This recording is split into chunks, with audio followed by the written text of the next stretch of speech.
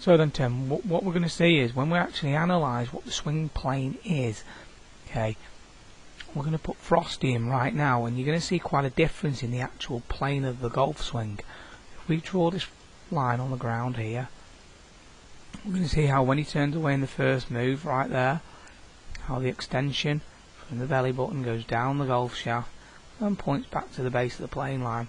From here, then how the golf club sets, and the butt of the club points back to the base of the plane line. So he takes it then to the top, and the butt of the club once again extends to the base of the plane line. So put your base of the plane line in right now for yourself. What we'll see, first move, not a million miles away. It's not quite extending from the middle of your body, but it's pretty good, still to the base of the plane line. The set point, absolutely great, straight back to that plane line, okay?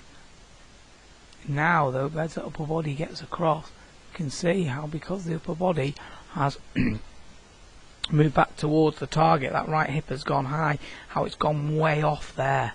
Now what this then leads to is on the way down, the club gets steep here, okay, and then you have to back out of it. Okay, well it has to get steep because the mass of the golf club is here. So your mass of the golf club is here, in the opposite direction to the hands that Frosty's in. So yours is going to work this way. See, Frosty's shallows. We'll see yours steepens. Now when we have a look at it from the front view right here, we can then see how that stretch of the upper body doesn't continue. So it gets you towards the target, and then we have that backing out effect, which then causes you to get quite narrow here, so you chase with that right hand. Now, earlier on I was referencing on the previous video where the pardon me, where the lower torso is relative to the upper body. What you'll find right here with Matteo is how the shoulder is further back than the mid-torso, so the mid-torso is closer to the target. It's the opposite with yourself. You see here? So if we draw a vertical line up from the outside of your ankle there, you see how your head's forward a bit. We draw a vertical line up from Matteo, head's behind it. Now that's just due to the transition, which is able to happen because of the pivot in the backswing. I bring in Hunter, and you're going to see Hunter is really making a different move up towards the finish than you are, and that's again at the end of the golf swing, all due to the pivot that he is employing. So you go up from the outside of the ankle, and again head's behind that line right there, midsection's forwards of it.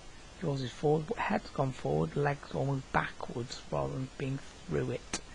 So it just tells us that that weight hasn't gone forwards enough. Now, here's where we're going to start the work. First off, we need to learn to get that left shoulder stretching across over the inside of the right thigh. So I actually think you could do some one arm stuff, just some left arm alone back swings. Okay, now you'll see here how I've got my right hand tucked underneath the outside of my left elbow. I then start to take the golf club back and I stretch that left shoulder fully across. As it stretches across, the upper body is now angled away from the target, the right hip's gone backwards, the pressure is still on the inside of the right foot, pushing down and through the floor here. This then means my arms are away from the body, but the shoulder is guaranteed to have stretched across. As soon as the shoulder stops stretching across in this direction, it's the end of the backswing, but you've got to make sure that these hips have turned level. Now you might be thinking, how are you going to be able to guarantee that they're turning level? So one thing you could try and do is to practice it with a chair, or you could use a stick in the ground with a piece of foam on it against your right and left hip. What you'd do is you'd feel the left side staying on it, whereas the right's turning away from it, whilst the left shoulder is stretching across. You'll see that the upper body never moves towards the target, it's always stretching away from the target. You see from the rear view here how Nico's hips turn nice and level, right hip turns lovely and deep, yet the arms stay beautifully in front of the body. Now this is a huge key to it all, is making sure that these arms stay in front of the body so that the right elbow is away from the hip, never behind the hip over in this area. It's always wide and away and in front here, so then it can work down and into the body, so that when the weight moves forwards, the elbow can get into the body and then stay there through that impact zone. Okay, now one thing that I think would actually help you quite a lot is to actually put a stick in your belt loops, because it gives you a reference point of what the hips are doing. So you can see here with Alan, I've got the stick in the belt loops. I just like you to get that right hip a little lower down. I want you to turn the body back. Feel that right hip's turning away and turning deep.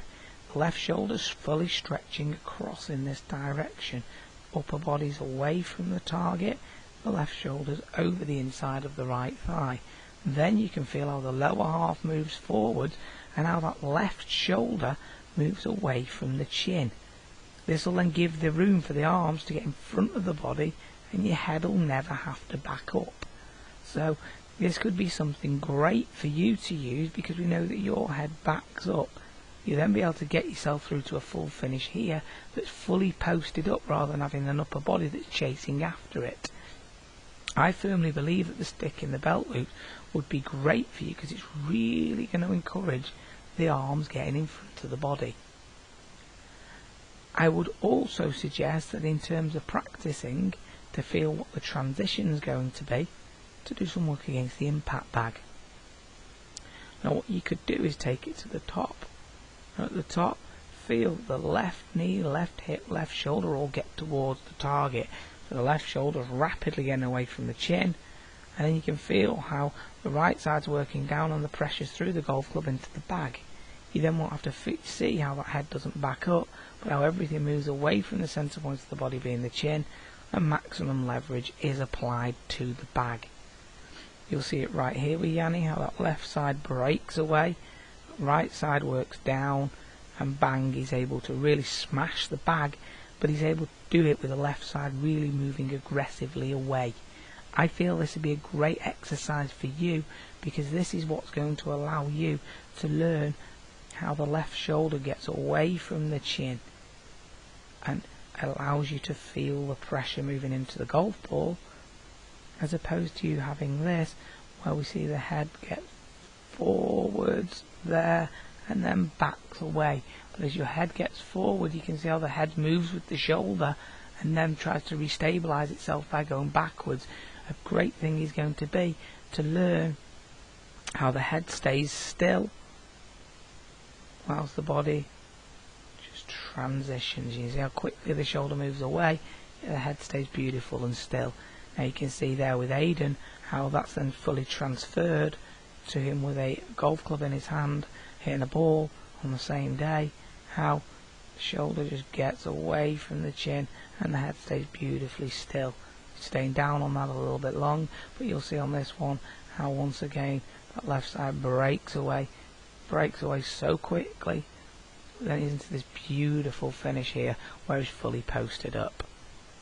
Now I want you to have some reference points of this, and then to get the feel for how you want to get through to the finishing position, you could simply just do some depth of turn stuff, where what you'll do is the transition, feel the left side break away as the head stays still.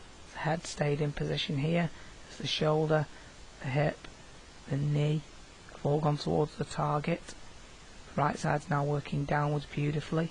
Then from there, everything simply opens up and then unwinds, start to move into the left heel, and from there continues to move into the follow through position, so it's fully posted up to the finish. Now this is the stuff I'd like you to work at, and I look forward to hearing back from you.